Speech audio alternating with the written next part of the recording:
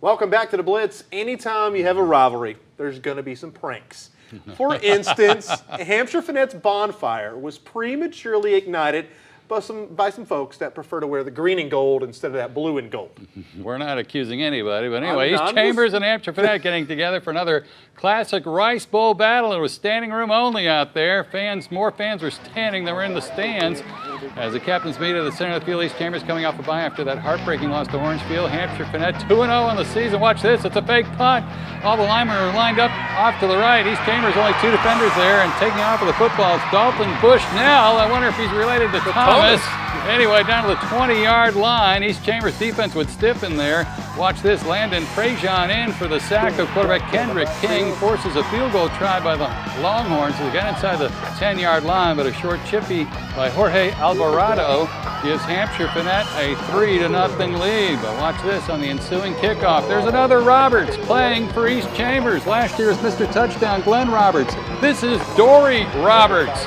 And give him a crease, and he's going to take it 80 yards on the kickoff return. That's his brother, actually. And into the end zone, extra point good. It's 7-3. East Chambers on top, but just before the end of the first quarter, it's King to pass, and he spots the open receiver. That's Chris Jolly at the 5-yard line. Gets away from 2 defenders, in for 6. With the extra point, Hampshire Finette had the lead 10-7 as we check the latest. East Chambers scored with less than a minute left to play, trailing 23-21. Bucks pull out the win, second year in a row over the Horns, this time 27-23.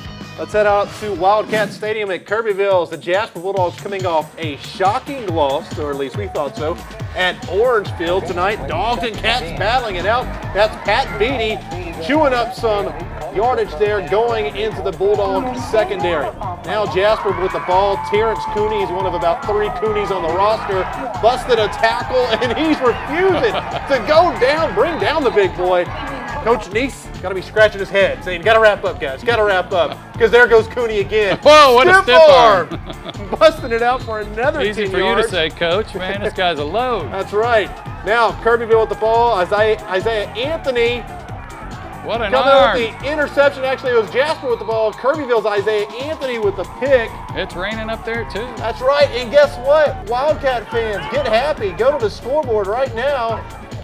Kirbyville pulling it out in the end, 23-20, knocking off Jasper. Great win for the Wildcats as they get ready for district play. How about the Bridge City Cardinals? They were hosting the Kelly Bulldogs. Kelly coming off an open week. Bridge City 0-2 against tough competition, Newton and Vider. And Kelly looking like UCLA right now. That's right. Chase Shugart, the quarterback for Bridge City, running up the middle and picks up the first down. Now Shugart on the rollout, throws for the end zone and tripped up there. The reception by Jalen Millen. And Sean Bebo with a tackle. Now it's Shugart throwing now for the end zone to Keaton Langston, who got behind the defense for an easy 6 points. After the extra point, it's 7-0 Cardinals at home. Now for Kelly, the handoff goes to Bebo, and Bebo cut down by 3 defenders at the line of scrimmage. They would turn it over on downs.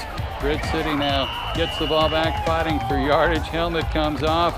Jonah Lemoyne for the touchdown for Bridge City to make it 14-0, and the Cardinals cruise in this one. They win it by the score of 31-7. Still tough times there for the Kelly Bulldogs. Let's go to Rebel Field, Evadale.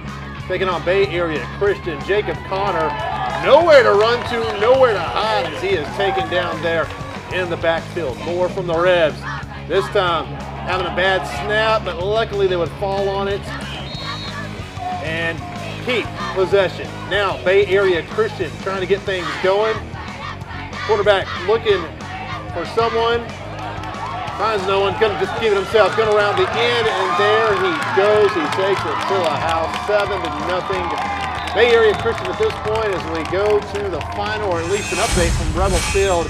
It has gone final. They take it 28-10 over the Reds. In case you missed it last time, we talked about it earlier. The Westbrook Bruins on the road playing at Del Mar Stadium, going up against Houston. Lamar, ranked in the top 10, a state finalist last year. And on the first play from scrimmage for Lamar, it's Ronnie Wesley breaking into the open field, a 65-yard run as he's finally brought down inside the 20-yard line, would set up a Wesley touchdown and a 7-0 lead for the Redskins. Daryl Colbert Jr. is the quarterback. His dad was a former receiver for the Westbrook 1982 state championship team, but Colbert gets sacked by the Bruin defense. And then it's their quarterback, Isaac Aubrey, scrambling, picks up a nice gain there to set up a field goal to make it 7-3, but just before halftime, it's Levi Whiting with his 19-yard touchdown for Lamar. The Redskins would cruise in this one. Westbrook put up a fight, so they got a tough schedule this year. And Lamar won it by the score of 23-10. Some concrete pretty close to that field. He slid across the concrete. That couldn't have felt good. How about the P&G Indians heading over to Humble to take on Summer Creek, ranked 4th in Class 4A. That's A.J. Jeffrey, a big D1 recruit showing why, picking up this punt and going 43 yards, taking this one down to the Indian 15-yard line. Another D1 guy, Aaron Sharp, the quarterback. He's got a verbal to Kansas State, and he's got plenty of time to run around, and as soon as the defenders come up, he makes them pay. Between 3 DBs there for the touchdown, Summer Creek took the 7-0 lead. Now, Kai Walker, nice little crossing pattern to Jeremiah Rose. From there, Rose with some separation and a first down for the Indians. Kai Walker out of the game with the injury. The sophomore Adam Morris in. He throws his first touchdown pass to Dale Sparks. P&G led 17-14 at the half, then were outscored 24-0 in the third for the loss over there in Humble. Good news, I heard from Kyle Walker tonight. He says he will be okay and should be back in the lineup here in 2 weeks when the Indians open up district over at Lumberton. Wow, checking some of the other scores around Southeast Texas tonight. How about the Hawks of Hardin Jefferson off to a 3-0 start with a win at Tarkington, 28-6. Meanwhile, Buna in overtime. Cougars had a big lead in this one. Liberty tied them, actually took the lead, 28-20. Buna tied it at 28, and they went in overtime, 34-28. Danbury, they are ahead of, or actually win at Anahuac. The final of that one was 39-26. They have no score coming in on Kuntz and Trinity. Meanwhile, Evadale, the Pirates, they stay unbeaten, 40-34 over the St. Augustine Wolves. No update yet on Warren playing at Burkeville tonight.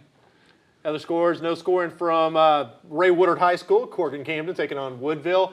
And check out West Sabine. Yeah, they're really good. They are all over the Oilers from West Hardin tonight, 57-16. And it was Comaneer leading 14-0 over Overton. That was in the second quarter. Fourth quarter score, Haldezetta trying to hang on against the Groveton Indians, leading by 21-20.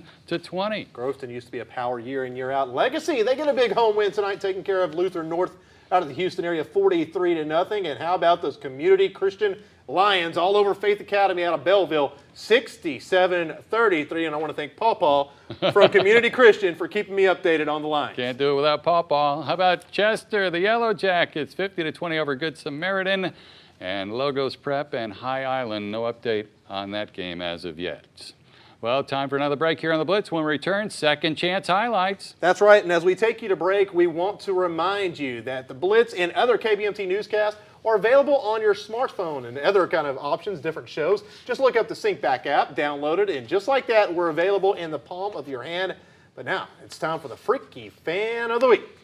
JK Chevrolet presents the Freaky Fan of the Week. And it's back to Newton where it's pouring down rain, but this guy still has a smile on his face because his Newton Eagles were getting it done tonight against Orangefield, winning 36-0. The Freaky Fans of the Week hanging out in Newton tonight.